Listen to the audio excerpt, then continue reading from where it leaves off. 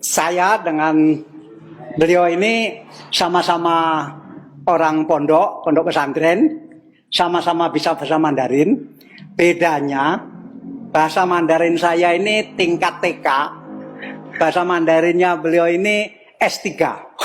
Jadi bukan langit dan bumi lagi bedanya, langit dan sumur. Jadi lebih jauh lagi. Beliau ini pinter sekali bahasa Mandarin dan sekolah S1-nya di Tiongkok, di Xiamen. Ya, di Xiamen, di S2 di Xiamen. S2 di Xiamen. S3 di Guangzhou. Di Guangzhou. Jadi S1 di Xiamen, S2 di Xiamen, S3 di Guangzhou. Bahkan saya tanya disertasi yang tebal itu, ujian akhir untuk gelar doktor itu ditulis dalam bahasa Mandarin. Ditulis dalam huruf kanji kardinal. Ampun deh, saya kalah. Jadi Anda ini padahal asli dari Situbondo. Situbondo, suku saya Madura. Kalau Madura kan ada dua kan, ada Madura asli, ada Madura swasta. Saya ini Madura swastanya di Situbondo. Istilahnya. Iya. Ya. Jadi kalau dari Probolinggo ke timur itu ada Keraksaan. Ada Keraksaan, terus setelah itu masih ke timur lagi. Masih ke timur lagi itu ada Paiton. Dari Paiton ada kemana?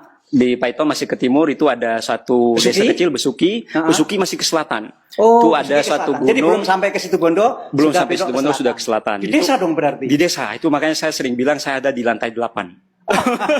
Karena di dataran tinggi. Oh, Anda di pegunungan itu. Di pegunungan, di sana ada suatu gunung yang cukup terkenal sekarang namanya Gunung Argopuro. Oh, Argopuro Anda di lereng Gunung Argopuro. Saya di lereng Gunung Argopuro. Jadi mondok pertama di pesantren Nurul Jadid, Paiton, Probolinggo. Ya. Pondok pesantren Nurul Jadid itu besar sekali. Itu tidak jauh dari PLTU Paiton itu. Minggu lalu saya ke sana.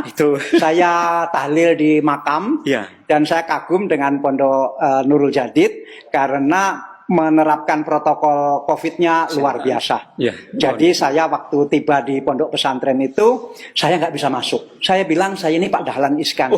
Iya Pak, tapi saya harus lapor Pak. Ini nggak bisa Pak. Jadi pintu itu tidak dibuka. Ya. Saya lama sekali nunggu di pintu terbang. Tapi dalam hati, saya mengagumi. Ini yang betul harus seperti ini. Ya, makanya Nurul Jadid dapat penghargaan sebagai pondok pesantren terbaik dalam penanganan COVID. Oh gitu? Itu dari PBNU kemarin. Oh, memang dapat penghargaan? Memang dapat penghargaan, memang luar biasa. Jadi mungkin saya tidak peduli siapa. Saya ditahan di depan itu lama sekali, tapi saya tidak ngomel, saya bahkan kagum. Ya, padahal saya tadi sudah siap-siap kalau saya ditahan di pintu tol nggak bisa masuk, saya mau bilang saya tamunya Pak Dahlan Iskan. Siapa tahu bisa dibukakan gitu. Nggak ampuh. Kalau itu di pondok pesantren Nurul Jadid.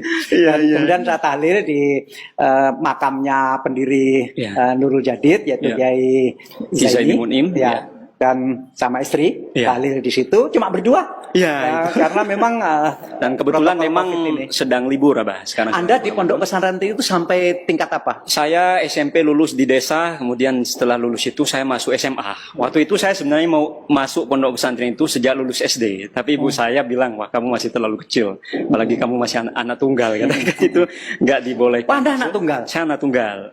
Ya, terus akhirnya lulus SMP akhirnya masuk di pesantren Nurul Jadid. Kalau naik sepeda motor dari kampung Anda ke pondok itu berapa menit? Kalau naik sepeda motor mungkin sekitar 1,5 jam. 1,5 jam masih? 1,5 jam itu dari Besuki kan ke selatan masih butuh waktu 45 menit. Berarti selama SMA Anda tinggal di pondok itu? Saya tinggal di pondok. Tidak pulang? 3 tahun tidak pulang. Hanya masak pulang sendiri? Sudah masak sendiri, ada kantinnya. Cuma kadang-kadang kalau waktu bulan puasa itu ada kita bareng teman-teman untuk masak bersama.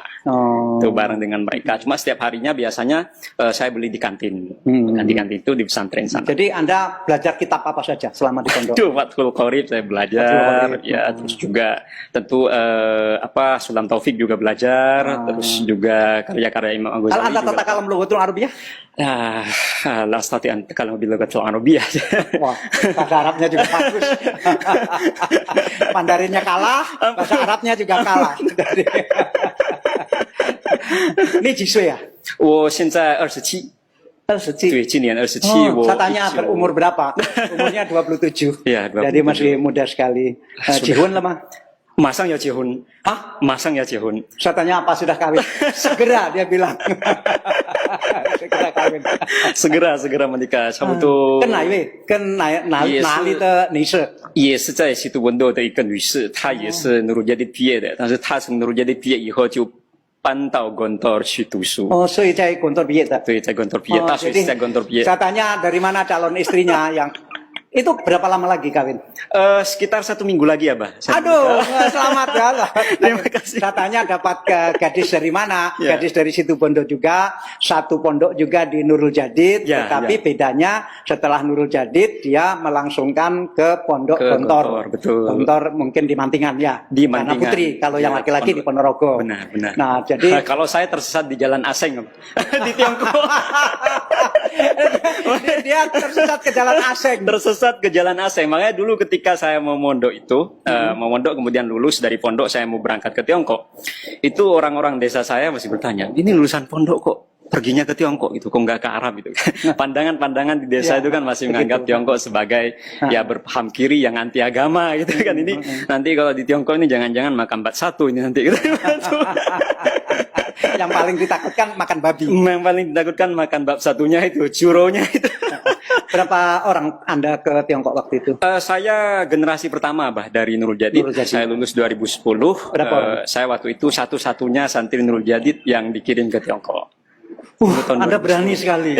Sebagai orang Madura, Orang Madura, sebagai orang pondok. bermental sakera, dan itu alumni pondok. Dan yang saya kagumkan mungkin orang tua saya, karena mereka bisa memasrahkan anaknya yang tunggal untuk pergi jauh. Dan itu pemikiran orang desa kan. Itu suatu hal yang tidak mudah menurut saya. Ayah kerja apa? Ayah kerja buka toko, ibu juga Di desa jaga toko itu? di desa. Toko apa? Sembako dan juga ada bangunannya kecil-kecilan untuk Terus menopang kehidupan. punya sawah?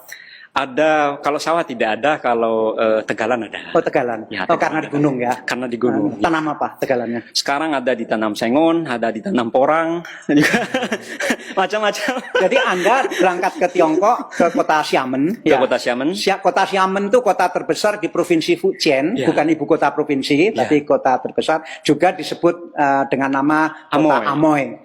Dan dulu banyak sekali orang-orang Tionghoa Indonesia yang berangkat ke Indonesia itu, dulu belum ada nama Indonesia, yang istilahnya Xiananyang. Xiananyang, itu berangkatnya dari Xiamen itu. Dari Xiamen. Ya. Oh. Jadi Anda berapa tahun di Xiamen? Saya di Xiamen dari 2010 itu sampai 2013. Di asrama. Di asrama itu di Huaqiao University, terus dari Huaqiao University itu 2013 saya pindah ke Xiamen University-nya. Itu 3 tahun juga. Nah, Jadi terus saya total 6 ketika tahun datang, di sana. bagaimana Anda berbahasa? Ketika datang saya untungnya Bah di pesantren itu sudah diajari bahasa Mandarin. Jadi sudah lumayan bisa belajar untuk berbahasa itu. Jadi hampir tidak ada masalah ketika nyampe ke sana. Iya, karena waktu itu, waktu saya masih sesuatu dulu, saya bersama Presiden Pak SBY waktu itu ke Beijing. Ya. Dan di sana menandatangani satu perjanjian bantuan pendidikan dari Tiongkok ke Indonesia, tapi bentuknya adalah pengiriman guru Betul.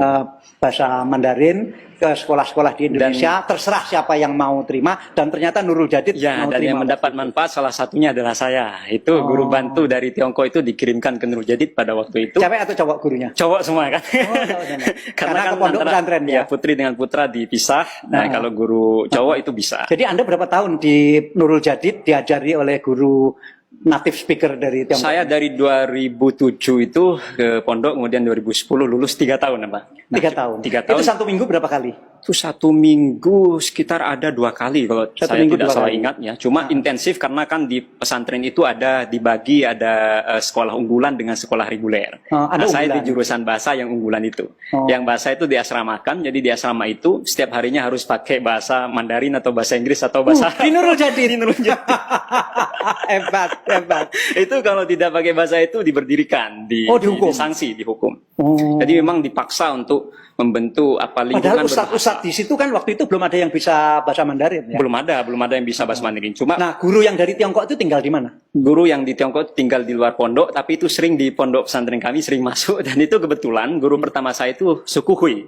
Oh, jadi dia Islam juga. Kemungkinan dia Islam tapi tidak menampakkan keislamannya gitu. Tapi dari Hui kemungkinan besar dia Ya, Islam. hampir